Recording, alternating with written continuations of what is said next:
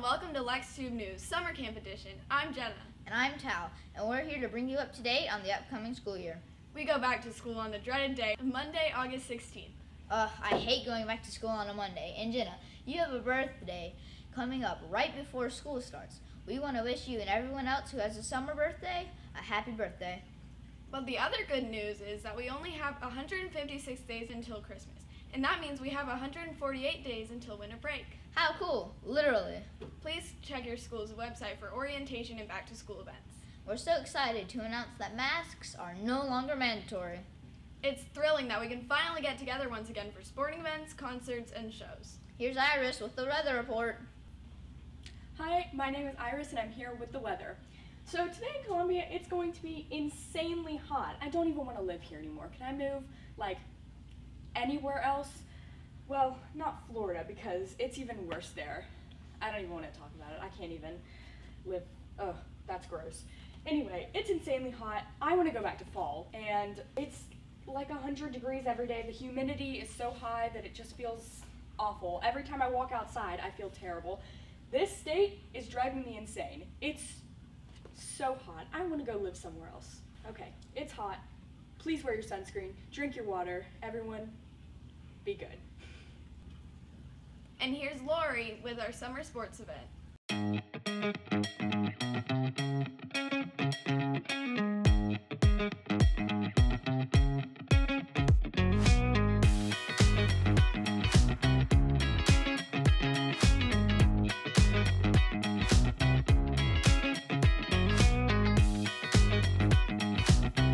Lex2be High School's Airport and Brooklyn Casey are currently working on their summer sports conditioning. Sports conditioning is training the body to prepare for the upcoming sports season for athletes. Not only does conditioning help prepare athletes for their sport, it also involves implementing physical fitness programs that improve athletic performance, including speed, strength, and endurance, and prevent or reduce incidents of athletic injuries. The athletes are currently conditioning in cheerleading, football, and volleyball. While it may seem tough and gnarly, the payoff means a stronger team and stronger season. Hard work and dedication is the first step to bringing home a win.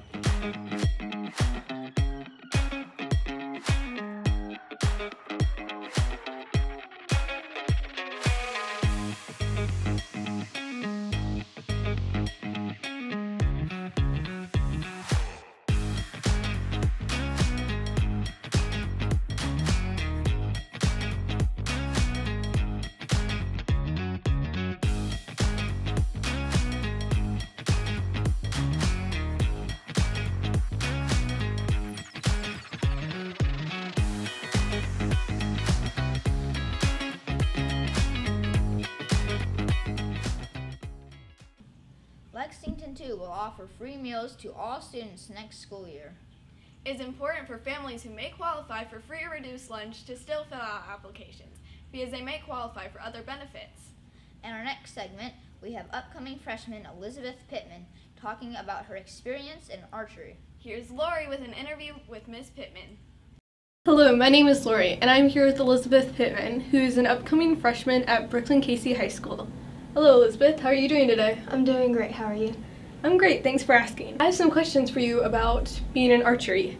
How long have you been doing archery? I've been doing archery for about 7 years now. I started in 4th grade and I was about 7 or 8 years old. What made you want to participate in archery? I never really thought that I would like archery, but my elementary coach, he started talking about archery and my grandpa did it whenever I was growing up. So I kind of got a little love for it. What safety precautions are put in place to prevent injuries? We do have whistle commands. We have 1 whistle means shoot, 2 means get bow, 3 means go get arrows, and 5 or more whistles means emergency and you need to get off the shooting line and go back to the waiting line. What is the easiest and hardest thing about archery? I would say that the mental process is a lot harder than anything because you need to focus on your process before you even focus on how many 10s you're getting, how many 9s you're getting, your score. You don't need to look at that at all before you start shooting.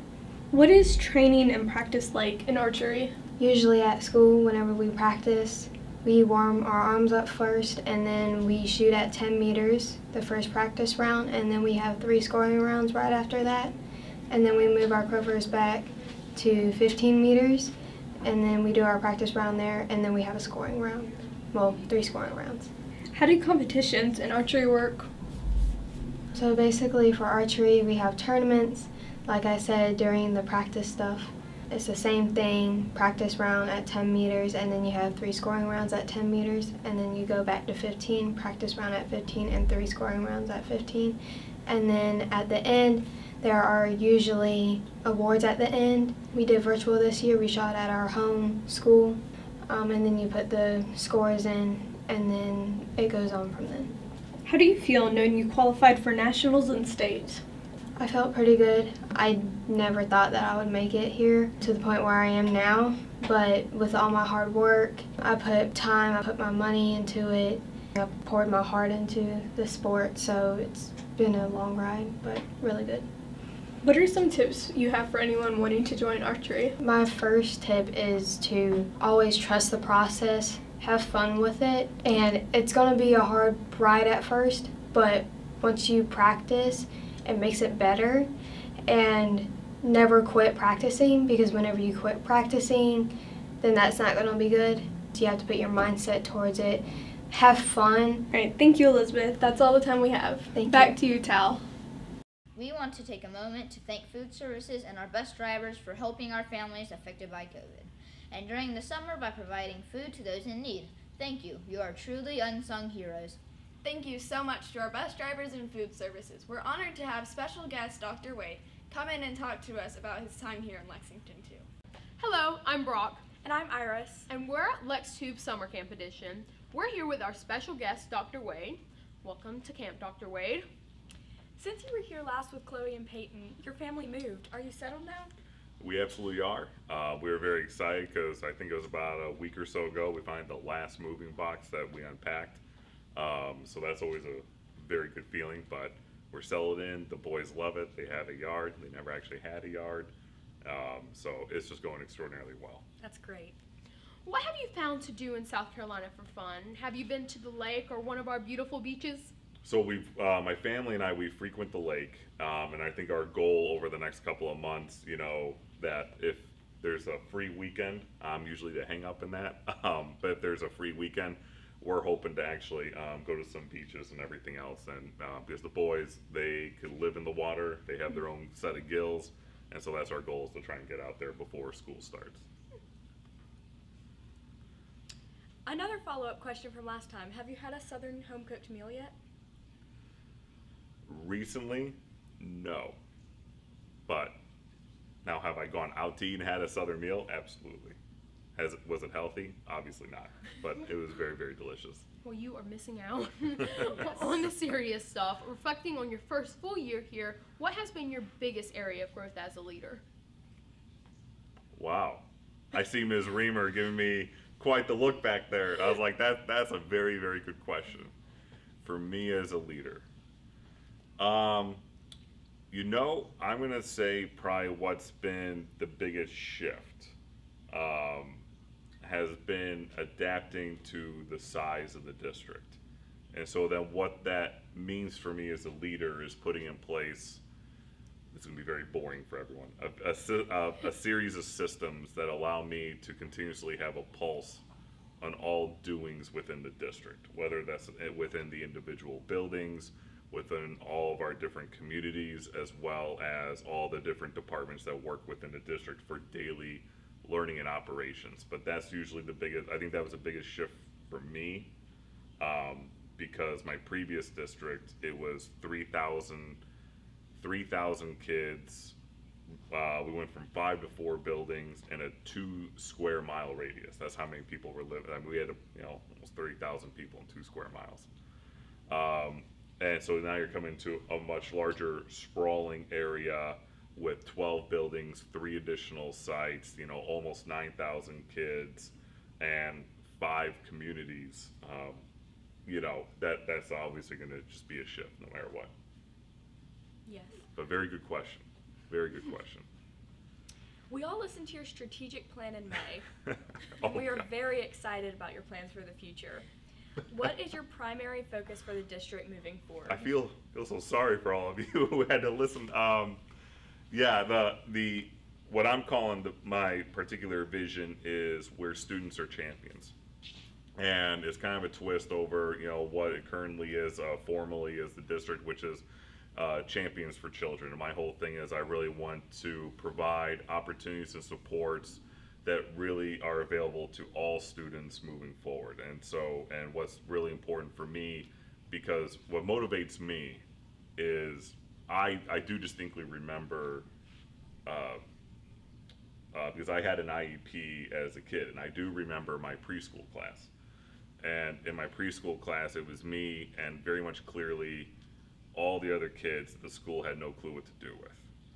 Whether it was about physical handicaps, they couldn't speak English, or whatever it may be. I remember we were all lumped in. And, I guess if I was going to be a psychiatrist, I could probably break it down going back to that point. But, and I think for me, it really resonates where I want to make sure that based off student interest, that there are opportunities for everyone, kind of like opportunities like this. I want to be able to expand upon them, that that they can even be available in the middle school and to some extent the elementary. And I really want to be able to provide supports for students and then for the staff to all be successful. And I think that kind of leads into the where students are champions, is just making a very clear statement that we look at everyone equally, and we're going to work to provide something that's meaningful for everyone. That's great. That's great. How did number one son and the other one adjust to the move to the South? I think it's kind of hilarious. The other one kind of has already a little twang that's kind of developing right now. It's very about tomatoes, and but it's funny because I try and say, because everyone still thinks I have a very everyone thinks I have a very Chicago accent. I think it's the long vowel that probably throws everyone off. I never knew I had one. He's adapted ridiculously well, as has number one son. And what's really great is they've all made their little neighborhood and school friends, which is always wonderful. And the fact is, they just also love being outside, and they already have their little destinations even about where to go, like whether it's different parks or playgrounds, or even walking along the river walk, or they want to go to the lake, or even where they want to eat. They're very much specific about what they're in the mood for, and it's kind of nice that we get around. And I feel very proud, going off of food, because I'm a foodie, is that you've already been a little bit of everywhere, probably more than once, when you start referencing places that people who've been here for 30, 40 years are like, I haven't been there. I'm like, well, look who, yeah, so, or maybe I'm eting too much, I don't know which, but we'll see. Well, that's great. Have you seen Black Widow or Boss Baby 2 yet? I have not seen Black Widow. I really want to. I just unfortunately haven't had the time to do so, but I did have time to take my boys to go see Boss Baby 2, which I will say was, for what it's worth, it was significantly better than the first Boss Baby. But Boss Baby 2, I found myself laughing a lot more than I probably should have, without it, but I was giggling throughout it. I enjoyed it. Well, that sounds very fun. So do the boys. They matter, I guess. Thank you, Dr. Wade, so much for joining us today and giving us a chance to find out your plans for the upcoming school year. We hope you enjoy this special interview for Lex2be Summer Camp Edition. Yeah, and thank you so much for coming to Lex2be Summer Camp. No, thanks for inviting me. This was wonderful.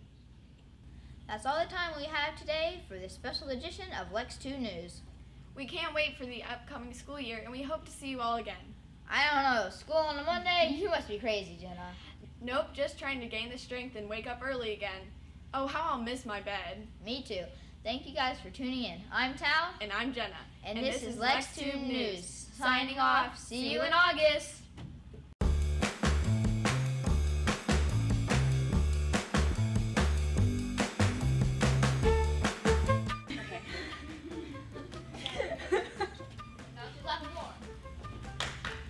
Nope, just trying to gain the raspberries. Okay, remember, 5, 4, 3,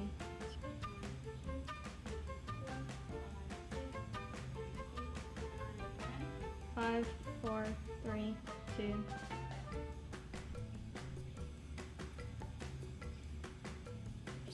Oh.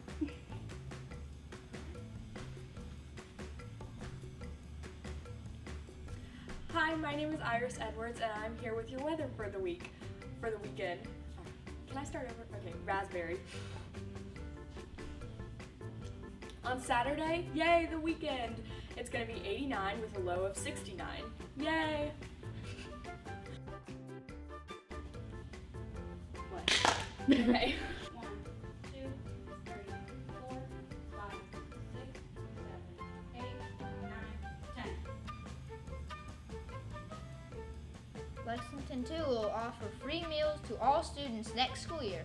It is important for families who may qualify for free or reduced lunch to still fill out applications, because they may qualify for other benefits. In our next segment, we have upcoming freshman Elizabeth Pittman talking about her experience in archery. And here's Lori with an interview with Ms. Pittman. Hi, my name is Iris Edwards, and I'm here with your weather for the weekend. Today, there's a high of 90. Oh my goodness, that is going to be hot. I wish it was more like tonight, which has a low of 73. It's going to be cloudy, but also could be clearer. It just depends. Tomorrow, it's going to be 89, which isn't as bad, I feel like, but it's still pretty hot. Some scattered clouds, possibly rain. Then the low tomorrow is going to be 71. Hi, my name